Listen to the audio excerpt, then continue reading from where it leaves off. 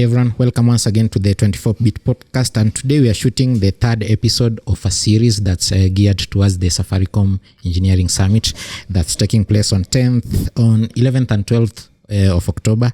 And as usual, we have some very interesting guests who are coming to unpack some of what you can expect at the summit. And I'm joined by my colleague Nick. Yeah, my name is Nick, as Chenze said. And I'm Chenze Emmanuel. You can find some of the work that I do at androidkenya.com. And I'm going to give a chance to our guests to introduce themselves, tell us who they are, what they do. I'll start with the gentleman to my left. Excellent. My name is James Langat. I'm currently the lead of network implementation and operations at Safaricom. So that basically means I build the infrastructure and I take care of it. So I'm responsible for bringing interesting things to you like 4G and 5G. Thank you. Good. Thank you. Thank you so much, Chenze and Nick, for giving us this opportunity. My name is Lilian Kiambati. I'm the service management lead in Safaricom technology, and I take care of the network end to end. When you talk about digital services, mobility, enterprise, ours is just to ensure that you have the best of the services. So we monitor the network 24/7, and we also make sure that we do benchmarks across to just make sure that we provide the best in class experience for our customers and for everyone basically in the country, just to make sure that we keep everybody connected at all times. Good. Thank you, Lilian, and thank you, James. As you've heard from their introductions and the roles they play at Safaricom, we are today going to be geared and biased towards the network. From our past two episodes, we've heard that Safaricom is transitioning from being a purely telecommunications company to a technology company. But one thing we should never forget is, for most of us, how we've known Safaricom is as a network operator. And so network is at the core, at the heartbeat of Safaricom. So that's why we are talking about networks today. And one of the sessions you can expect at the upcoming engineering summit will be one titled Liberating Networks for Seamless Global Connectivity. I'll hand over to Nick to take us through some of the things that we can expect to see at the summit and as shared by our guests. All right, thank you, Chenze. I think, I'm sure both of us are looking forward to the summit, next week. And I think connectivity, as Chenze is one of the topics that will actually be covered widely during the summit. And of course, based on your bio and what you do at Safaricom, you have a deep understanding, of course, about connectivity in Kenya and even just across Africa, let me say that. So maybe from where you are sitting, maybe I can start with Lilian. How would you describe the status of connectivity? Even let me bring it back home in Kenya, and even if you're able to give us some insight about Africa, that should be good as well. When you look at connectivity, let me just start with a global situation now. When you look at us globally, people want to get connected to devices and be connected at all times wherever they are. So when you look at that, when I did my studies, I just found out that we still have around 3.7 billion people who are still unconnected or underconnected. But coming back home in terms of connectivity and coverage around the country, I can say we've covered more than 97% of the population coverage across board. And the most interesting thing we did in the recent times, of course, was to make sure that we had 4G everywhere, which was a strategy by Safaricom to just make sure that even in the remotest places, you can be able at least to get 4G. Because initially we had targeted the big towns, and then now we decided now to broaden it up because we realized people are demanding more bandwidth, better speeds, and of course lower latencies. And I mean, everything is going digital and you cannot afford to miss out on this space. But not forgetting also, when you look at also the device ecosystem, it plays a big role on connectivity in our ecosystem. So when you look at Kenya, for instance, the 2G devices are still in the highs of 21 million. 4G is around 15 million, and 5G is the new kid on the block. We're getting there, we are pushing it, and it's around 500K devices as we speak now. So what is the strategy going forward? And when you look at it, when you look at all those networks, it's like different network layers at different, in every technology. So the strategy across the globe is to thin 3G so that we can delegate the spectrum to 4G and 5G, because that's where there is demand for faster speeds and better connectivity for our customers. And then now for 2G now also thin that, but now you have to do it very carefully, especially when you look at it locally, because how much is a 2 device compared to a 4G or a 5G? Because when you come to Africa, affordability is key. So when you look at all that ecosystem, and to be able now to push that is to be deliberate about probably coming up with cheaper 4G devices. And as you're aware, Safaricom is working on putting up a factory to manufacture devices that will be able to cost less, just to bring affordability home, so that we can make sure that person in Turkana is able, or that person who does not have regular income or low income can be able to be connected. I'll allow my colleague to also speak on the broadband bit, which is also becoming very important, because that one gives you now bigger spectrum, faster speeds, and you can be able to do much more. Maybe James, you can touch on broadband. Thank you. Touched a lot on mobility. Okay, thank you, Lilian. Something beautiful and wonderful that you've talked about that I also wanted to chip in is the ubiquity of the mobile phone, especially when it comes to Africa and by extension Kenya. I was reading a World Bank report that says the first experience of digital in Africa will be experienced through the mobile phone. And that, of course, goes to show the kind of role that people like Safaricom will play by giving the opportunity, the first opportunity for you to experience digital. You'll probably do it through a telco operator like Safaricom. Allow me to speak briefly about what Lilian has touched on in terms of broadband. At Safaricom, we consider ourselves to be a fully broadband network, and that is because of the initiative that we did some time back in terms of widespread 4G rollout. We used to call it 4G everywhere. It's been a successful project because right now, I can guarantee you, if you go to any parts of the country, you'll get a 4G signal that is 96% of the time, and you'll be able to achieve better than broadband speeds. That means your speeds will be anywhere above 3 Mbps. We've been reviewed severally by benchmark tests, the CA locally here in Kenya. And we are even proud to announce our results that were published by Ookla, that we are the fastest network in Africa. So we are very proud of that because we brought broadband to the entire Republic of Kenya. And with the ubiquity of the mobile phone in Kenya, we can make sure that anybody wants to go online, anywhere, anytime, is able to do that and to achieve their goals and their purpose. Right. Just one last thing, still in the broadband space, because what has also happened is now the fiber to the home, and then now the point to multi-point links that are that we are rolling out across the board, so that at least we can be able now to, of course, be able to accommodate Kenyans in terms of the demand they have for bigger bandwidth. So fiber to the home has picked up really well. And in terms of connectivity, I mean, we can say we are in a good space, but of course we need to do more, because when you look at that, the demand is still high for the service. So ours is, of course, to make sure that we are able to meet the demand and we're able to spread our wings across the country and give Kenyans what they desire. And of course, cutting across, we're also looking at the low-cost solutions, which Kenyans can also be able to afford in the fixed space, and especially where we cannot be able to roll out fiber immediately. At least we have, you can say we have a solution for everyone. Yeah, that cuts across, Right. You know, James spoke about, of course, when you go any of this in the any part of this country, you can actually get a 4G or a 3G connection. And I think we do a lot of trips outside Nairobi, even just for work. And I think we even captured a 5G signal in the deep of Amboseli. You know, we went for a trip, and actually deep in Amboseli National Park, we got a 5G connection, and you got basically almost 97%, more than 97%. That's actually a good figure.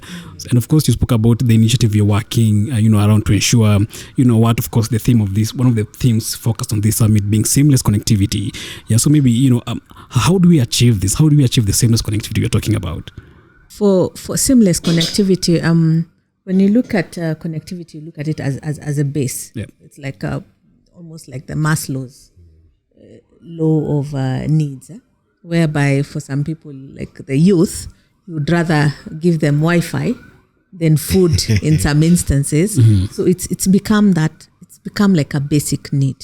So when you talk about connectivity, it comes at different levels, like I had spoken earlier. We have, of course, the mobility, whereby you need to connect now humans through the mobile phone, where they can be able to connect to be able to probably join the digital platforms on selling the items for the business people. When you look at it, is connecting the mamambogas even for M-Pesa and also access to finance. And then when you look at it for the youth, is also getting connected to be able to get educational materials. So all that, of course, when you look at it, you just look at connectivity from a 2G perspective, 3G, 4G, and 5G. Yep. And then when you look at every layer, there's something that it is serving that is still meeting the gap of those particular people. And when you come into, we recently launched 5G, the demand is growing and we are seeing a lot of push for data, because what we are seeing is that the people who game want to operate on low latency and still push and be able to compete equally with people in Dubai, America, and all that. And we're seeing it coming in, changing a lot in terms of this space. And then also in terms of even how factories work. We saw demand for 5G services in some of the factories because they say they just want, it's a robotic kind of setup and they want to use 5G to be able to control those machines, and they want to work with it with the littlest latency that they can be able to work with. So when you look at that, when you look at connectivity, it can be voice, mobile data, short messaging, provision of financial services, access to digital platform, and even coming closer, government systems now. You click at a button, you almost cannot do without connectivity in running government services. And it's really saving us a lot of time in terms of queuing those places. All you need to do is just go to eCitizen, log in, pay your services through M-Pesa, then you get a printout of your documents. So that's where we are playing at. And even globally, it's made us become like a small village, because you don't even have to go to America for a conference meeting. All you need to do is just a Zoom setup, which became a big game changer, especially during COVID. Yep. And we saw the role it played in this space. So good space to be in, and I can say is that we are in a good place, but we still need to connect those underconnected and underserved. And that's why the industry players will play in a big role in making sure that we can be able to do it cost effectively, because costs are big, because customers want to pay not so much, but they still want the services. Maybe, James, you can add in anything I may have missed out. And maybe just at the same time, just talk about what you are doing now to assure you gave this the underserved to be connected as well. Yeah, interesting that you should ask, because that is where we actually do play about a lot as Safaricom. If you go to the most remotest villages in this country, I bet you the signal that you'll find strongest is Safaricom. But we are also helped a lot by our regulator through a fund that is called the Universal Services Fund. So within that fund, Lilian has really spoken about the underserved and unserved. They look at for opportunities out there where there is a sizable population, but maybe for some reason, the income for that particular place could be low compared, of course, to the urban areas that a telco, using their normal ROI principles, will not want to invest in that place. We get a special fund for us that encourages us to invest in such locations, which gives us the capex to implement the BTS sites, and gives us now an opportunity to serve those people. So with those kinds of things, and given that Safaricom has now embraced fully the fact that we should just deliver broadband everywhere we go. We go into such areas, we are mandated to only provide 2G services, but that's not what we do. We want to provide everybody that is within our reach with the proper broadband coverage. So Safaricom goes in and now extra effort to bring in the 3G and 4G as a standard to such areas. Great. Yeah. Chenze? I was going to ask James about the state of the network, but that has come out through the various responses. So I'm just going to ask him about something Lilian has touched on, 5G. We are going to focus on this for a bit. Like for us, it's exciting because one of the things we've been doing is when you are roaming around, every time you pick a 5G spot, you are like, hapa kuna 5G and all. And test like, the speeds. Test the speeds and all of that. But that's our view from the outside as users. What's the view from the side? What is the state of 5G at Safaricom? Good question. So first of all, Safaricom, we are proud, always proud that we are the pioneers in everything. We were the pioneers, of course, in 3G, 4G, no need to talk about, and 5G. Our journey in 5G is as old as 3 years, way before the commercial launch, which we just did earlier this year. So currently we've enhanced our base stations, almost 500 of them with 5G. And the plan is that at the end of this year, we should get to 800. And we are planning a massive rollout for the next 2 years where we intend to cover almost 3,000 of our base stations. So that will bring the 5G footprint within Safaricom to over 60% of the infrastructure. I was as excited as you to finally receive the 5G signals because we had to do a lot of work, had to do a lot of trials, get very many approvals. There was a health concern on 5G when we were at the height of COVID. I think we did an episode around that, I think, Yeah, so that all those were dispelled. We have all the necessary approvals. We have the spectrum. And most importantly, our customers have even gone ahead of us and gotten the devices.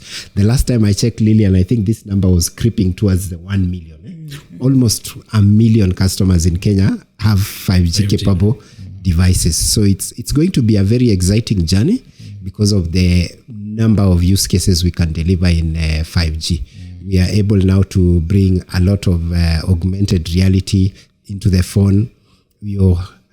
Any high-speed application you can think about, and I'm sure this is the right community to come up with those particular use cases. Any high-speed, low-latency application you can think about, we can bring it to your mobile phone. So it will be very exciting, and we are really looking forward to partner with anybody out there who has a possible use case for 5G. Let's come and interact on that.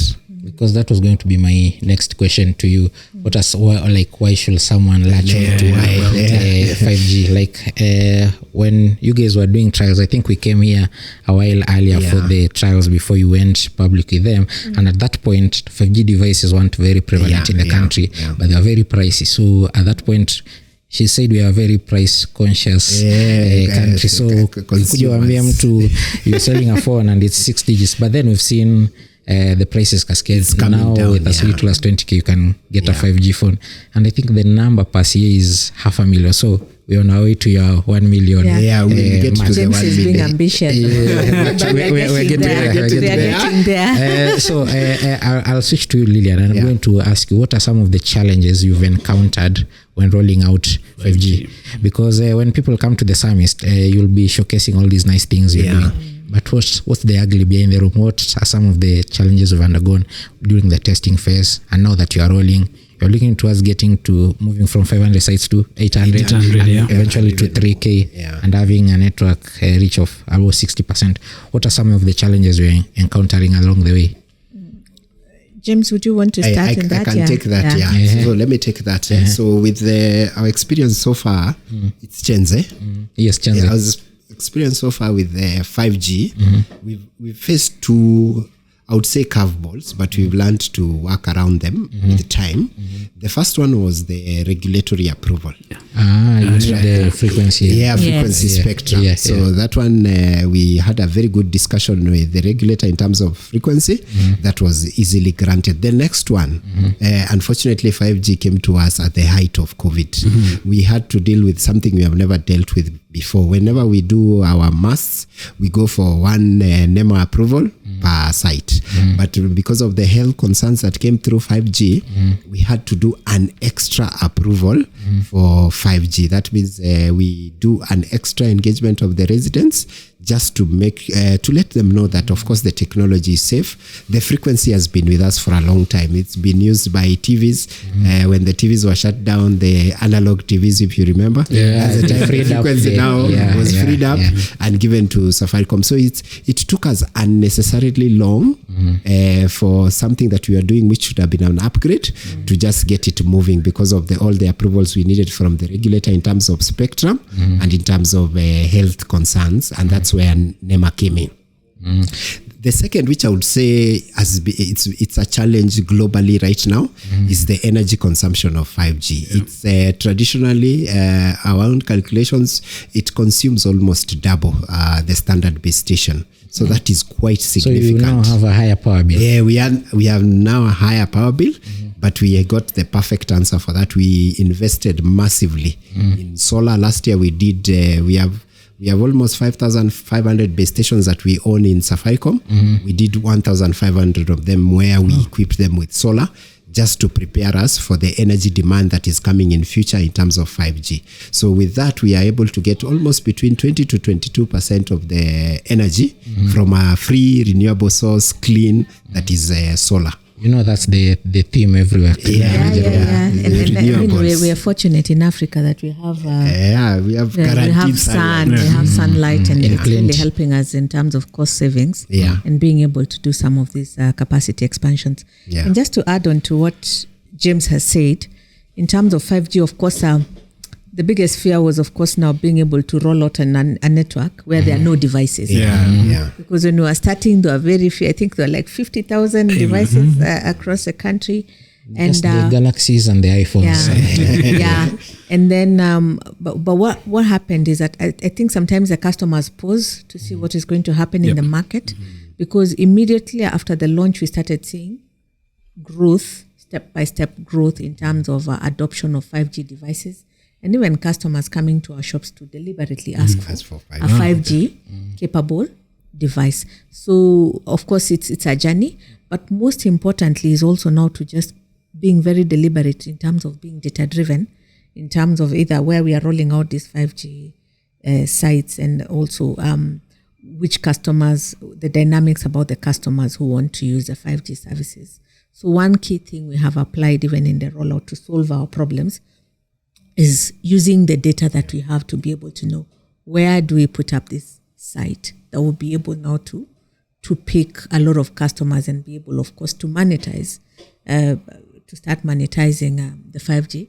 And the most interesting thing is, like, when you go to a place like Isli, that's where we have almost the biggest number of devices. And it's very interesting to just find out that, I mean, we really need to take care and watch out Isli, because when you want to know who is upcoming in terms of trends in technology, wanting to use the high-end devices, a place that would never look at before, now we are looking at them. And it's because of the data that we have, and we're using this data to be able to just understand our customers, know when they use our services, also try to understand when they use our services and what they are riding on or using when they're on our network, so that we can just be able to make sure that everybody gets seamless experience, because when you have good experience, it creates stickiness.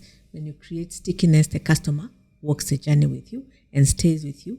And of course, listening to them. When they demand for some of these services, we move.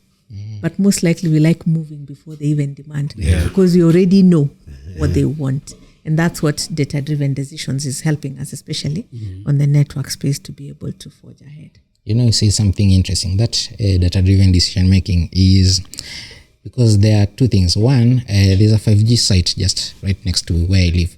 So I was wondering what criteria was used to use a 5G site. Then there's a huge concentration of people who are like me, and people are always very sporty about 5G. So I was like, somebody must have picked this up somewhere. The second one, there's a recurring joke on Kenyan internet. Every time Apple announces a new iPhone, you'll hear, kesho utaipata Isli. Yes. So And you are spot on. Spot on. So it's interesting that coming from you, because you're able to see it from the inside side, from the network side. Because that's, for long it's been like a recurrent joke, but not really a joke, because you'll find, you go there, you find lots of high-end devices. So you have a very interesting sample size to work with there compared to. Absolutely. I'll ask James this question. Are you guys doing millimeter wave locally? millimeter wave 5G? Not at the moment. That's something that we will do sometime in the future. But yeah. Interesting. Why I'm asking is because Nixon is behind the controls, but that's his pet peeve. His iPhone supports millimeter wave. He's always asking for. Always asking, and I'm pretty sure there are many people like him. Now, but that will come. Of course, now with millimeter wave, we will have to now do a more denser network. Yes. So I mean, our strategy right now is that let's use what we have, and then that will definitely come as an enhancement towards the capacity. We'll have asked you a money question, but we'll spare that for the director so that he can tell us the size of this investment is looking at towards putting the network. What I can tell you is that it is in capital B. Because when you're talking millimeter wave, it's a significant investment because you have to bring in a lot of new infrastructure and all of those things. Okay. What we of course expect to see at the summit. So what are some of your expectations? Now you can branch out of the network.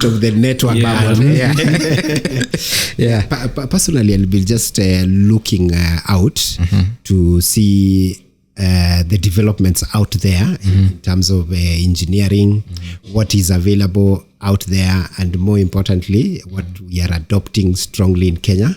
I realize nowadays there's a convergence of everything. If you're in energy, there's a convergence. I mean, you do energy, yes, but you need an app. So there's almost a convergence of everything into one neat technology family. So that will be really my hope and wish, that I get to see a lot of the technology out there, how we are applying and how we are using the engineering to make a difference in our republic. And he spoke about convergence. I think when we did the last episode, George was talking us about how, this time around they're not just bringing engineers, so there'll be creatives. Yes. I mean, it's just open to everyone. So I mean, again, that would be a good opportunity for you to understand, what do these creatives want, what do these engineers want. So again, as you talked about data-driven decisions, so again, that will be an opportunity. Yeah, exactly. Excellent. Really looking forward to it. For you, Lilian? So for me, I mean, it's very exciting. You can imagine all those brains in one place at the same time. And I mean, what I'm looking forward to is, of course, to engage in those networks and look out for a bit, what are people doing out there other than what we are doing internally? Because sometimes you realize you tend to focus on what you're doing internally and forget to have that external radar that will be able to tell you this is what is happening in this space. Because I believe now that learning is what now you can be able to bring back into your space or into your community and add value and see what else you can be able now to do differently, and also engage with the students because I'm a great mentor, and especially I'll be looking out for the ladies. Mentor for women in technology. I'll be looking out for them and just meeting up with them to just find out whether there are any challenges, the opportunities available, what are they looking forward to, and just telling them that we are here to support them and that we are here to walk the journey with them. So I will be there, kabisa, and I'm just looking forward to just see what people have to offer out there besides what will be coming now from this other side of our world.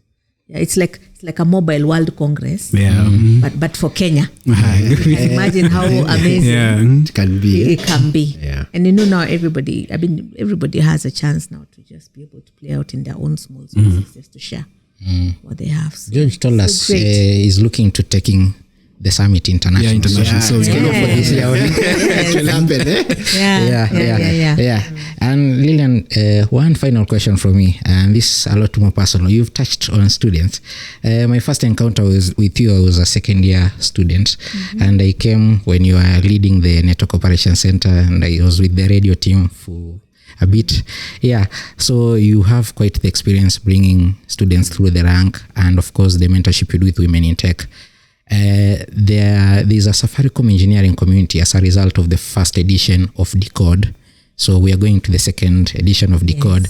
So that engineering community, last I checked, we heard from Naisenya, who's the digital lead in charge there, that there's a community of over 5,000, a good number of which are students. And we are going to have a lot more students at the summit. As somebody who's mentors people through the system. You're a network leader. What are some of the things like they can, if somebody is going back to school, what are they looking for if they want to come into this space? Somebody was to come work in your team, what are they looking to have? What are some of the skills to have? Today I was just talking to the new students who've onboarded as interns, as young students, and I was just telling them, if you can be able to serve a need that is there in any organization, then you'll have served your purpose. And when you look at some of the needs that you're having in some of these spaces, people are looking for cyber security engineers, data scientists are big, like you've heard, we are now being driven by data to take some of these decisions. When you look at Android developers for developing some of the apps, even when you look at like the recent app we deployed, the county app, we needed Android developers. The UI UX space is quite new, and then and also when you look at cloud computing in terms of storage, so all that array, and then all I can tell them is that there's a lot to be done in this space, and that's why even during COVID, we were some of the essential services providers. So they should know that they are in a good space. It's just up to them now to be able to decide now. They are spoiled for choice even in terms of demand, because there's demand for some of the skills, not only within the borders, but even out of the borders. And that's how they should also be looking at it, because AWS are looking for engineers. It's borderless. You can go anywhere you want to work. And the good thing with engineering and some of these skills, whatever you apply here, you can apply it anywhere across the world. And that's the advantage that they have. And I want them to just use it very tactfully and very well. But mostly they just have to stand out from the crowd. You have to be that specialist that everybody is looking out for you to be able to stand out. And I just wish them all the best in this space. But all I can tell them is that they are in a good space. And you can even make money while seated because of the skill that you have. And the beauty with technology also, to other people who are not necessarily in the tech space, we are empowering them. Like the content creators, the people who are selling things online. When you look at the employment this has done even globally, it's amazing. I mean, I couldn't understand why Google would invest so much in their developments, and the likes of Facebook. I was wondering how they used to make their money before. But now when you understand how they make their money, you're like, whoa. Yeah. So you're in a good space. So but let them take this opportunity to just interact with people and get to learn what's latest, which spaces can they move to. There are others I may not have mentioned, but there are a lot of people who know a lot more than I do. But wamekaribishwa sana kwa hii space, and let them learn and let's interact and also learn together. I still learn to date. So I'm also looking forward to interact more with the Gen Zs. They teach me a lot. So looking forward also to that bit. Yeah, thank you. James, what will you tell somebody who's up and coming in your space? I think you're in the right place at the right time. Just perfect your craft. Give a solution to a need that is actually existing in society, and live out your purpose. Yeah. We'll start with you again. Any closing remarks? No, just wishing to see everybody there. I'll be there. Lilian, closing remarks? I just want to thank Safaricom as an organization for putting this up. We appreciate what it is doing to the community at large and to us.